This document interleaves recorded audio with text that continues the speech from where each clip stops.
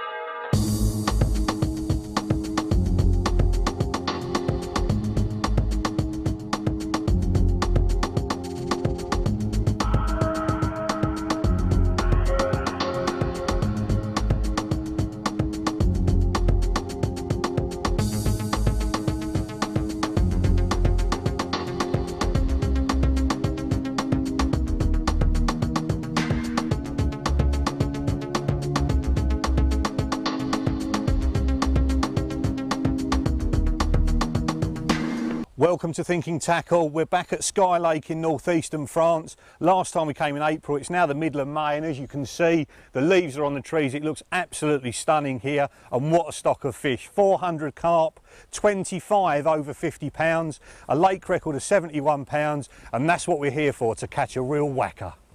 Sky Lake, not just my favourite French lake, but one of my favourite lakes anywhere. I've only been here twice, but it's just magnificent. Tree lined, clear, full of carp. They're all different shapes and sizes, real characters. I'm here with Danny and Damien. Rare for us to get the chance to fish together. We've got a lot of work to do. We're also going to fish together. We've got different styles, and it's going to be interesting to see which one's going to work. I'm sure there'll be something that will stand out. So we're going to be learning things as we go on through the session. We're going to show you the bait and the rigs and the different approaches the three of us are using. And I'm sure there'll be things that we'll learn, and hopefully there'll be things that you can put into your own fishing too. I've chosen to fish a swim called number 5. That's at the advice of Andy, and that's one of the biggest tips I can give you on these kind of holiday venues. Listen to the bailiff. At the end of the day, he lives here 24 hours a day, 7 days a week. He knows how the lake lives and breathes, and he knows what got caught last week. So he reckons big fish move up and down in front of this bank. Number 5 is an area where they're in front of a lot of the time. So I've cast the marker float out with Andy in the swim, and he said, yep, that's a good distance to fish. I found some nice smooth bottom. There's not too much weed out there. So 2 rods are going on that, and I've cast over to the right into the bay just up the bank from me, pulled the marker float back and found an area exactly the same distance from where I'm casting, so I can spod to both areas from the same position, which is really handy. So what I'm doing now is walking the lines out to get them mega accurate. So now that I've dropped the lead next to the float at the other end, I'm just tightening up the slack, putting it under the line clip, so I've marked the distance. And what I've done with the marker float, once I've got the spot out there and I know it's all accurate, I've wound the float down to the bottom of the lake bed, so the lead and the float are together, got the rod at about 45 degrees, put it under the line clip and wound it in. So walking these out to that same distance, I know these rigs are going to be directly underneath that bait. So you're reducing the amount of disturbance because you're not casting and casting and casting to get all the rods clipped up at the right distance, and you know you're mega accurate. So once I've got this one round in, I'm going to go around and see Adam, because we've spaced ourselves out on purpose. There's only 3 of us on the lake this week, so rather than all fishing together and having a big spider's web of lines going out, we've got one on each bank, hopefully to push the fish around the lake and all get some action.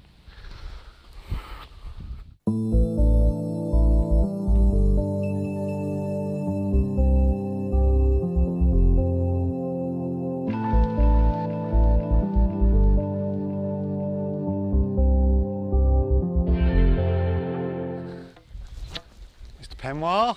Hello Daniel, how you doing? All right mate. Oh, you hit me with a stick there. Sorry mate, I'll put that carp out there? It was, yeah. Just is that nearer to you, or is that nearer to me? It's closer to you, my friend. Right, I'm sorry to say. Okay. So you're baiting up with boilies, obviously. Yep. We'll talk about that later on, but tell us why you're now fishing the second swim of the session. Bearing in mind I've only been here a few hours. Yeah. You started off there. Why are you now here? Yeah, well, I thought, you know, sometimes 20 yards is worth moving. Basically, the reason was, I mean, you probably noticed there was a lot of carp moving between you and I in this sort of corner area. Yes. So big uns and all. Yeah, worse than big ones, weren't they? Yeah. So basically, it just gives me a better line angle, and it allows me to fish a spot, you know, angling into that corner and also cover open water. Whereas where I was pretty much you couldn't get to here, no, basically. No, and right. because the fish are so big, I didn't want to have rods down the bank and everything. I wanted to be on top of them. So yeah. So cool. yeah, that's why. So and what have you found out there then? Well, again, I've sort of.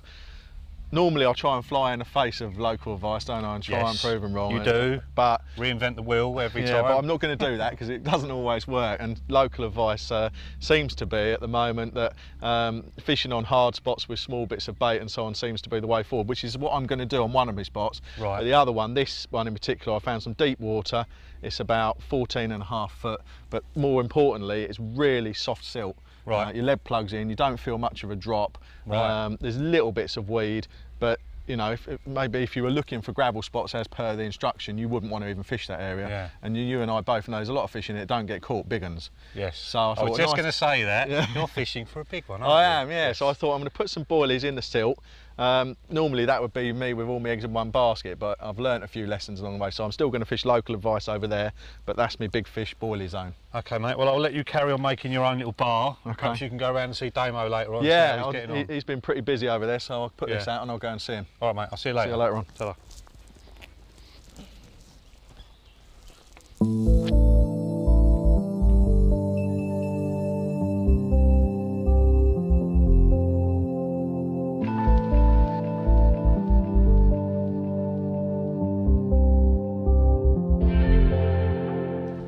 Hello, my old chuff monkey. Oh, big dog. How you doing? All right, not bad. Do you know what? You look like the lead guitarist out of that band AC/DC. Well, your urban camo, French camo. What?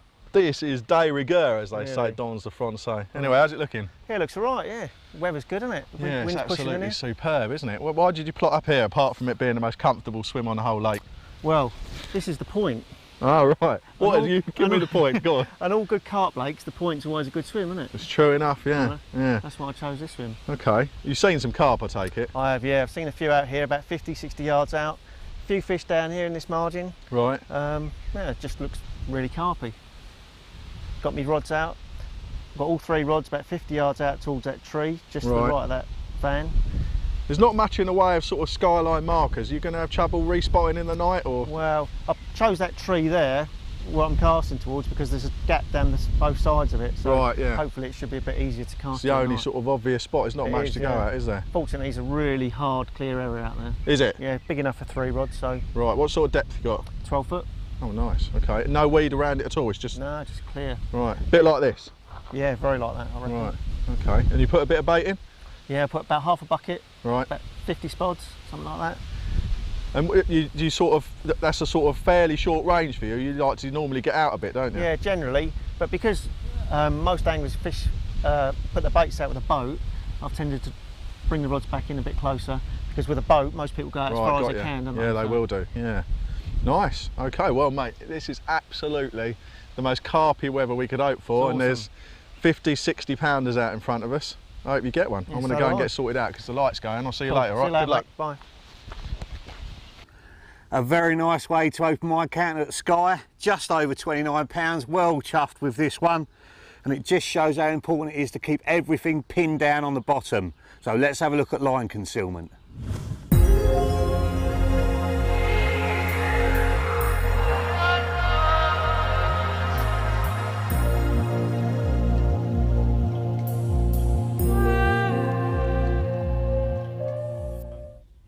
Hiding the line from the fish is something I rely on heavily in my fishing. And when I started doing the underwater films a few years ago, we put divers out in the lake, cast the rigs out, and the diver swam from the rig all the way up to the rod tip. And I was horrified what the line looked like. It's probably the scariest thing from the fish's point of view, and it's something I see people paying absolutely no attention to. So I've set it up the right way and the wrong way here, just to show you exactly how to do it. Now, this rod I've cast out hit the line clip, and I've got a flying back lead on. And you'll see, as it's hit the clip, the flying back lead's gone back up the line, and you see two splashes. One is the lead, the other one is the flying back lead. And what that's doing is sinking everything down just a couple of rod lengths back from the rig, so the bit near the rig is on the bottom. Very, very important. Then I've sunk the line so you don't get a big bow in it, and then I've slackened right off, and I've allowed the line to carry on sinking. Now that's the right way to do it. The wrong way, no flying back lead on, I've cast out, it's hit the clip again, I've felt the lead hit the bottom, tightened the line up, just sunk it down, and then immediately I've put it back on the rest, and I've put a really heavy bobbin on there, and that line is now bowstring tight. And if you compare the two lines, the one on the left hand side, I've pulled some more line off, I've put a very, very lightweight bobbin on, it's hanging down really slack. That looks like I've got a back lead on. The other one, in total contrast, is bowstring tight, and that's how you see most people fishing. And believe you me, at probably 70 yards where I'm fishing, I reckon every inch of this line is off the bottom, right the way out to the leader. And if you had lead core or something on, even your lead core would be on the bottom, because you haven't given the line an opportunity to sink. Now I'm fishing with fluorocarbon here because it is so heavy and it sinks so well. The difference between fluorocarbon and normal mono is it's much harder to cast because it's more wiry, but if you get used to it, it can offer a real advantage because it just wants to sink to the bottom all the time. Normal mono will sink, but only once it's taken water on. So if you wake up in the morning, your bobbins have pulled up a little bit, that's the mono has taken water on, got heavier and tried to sink. But if the bobbin can't go up anymore, the line can't sink down. So if you notice that happening, keep pulling slack off until the bobbin stops moving, and that means the line will be on the bottom as much as humanly possible. And I promise you, that will get you more bites.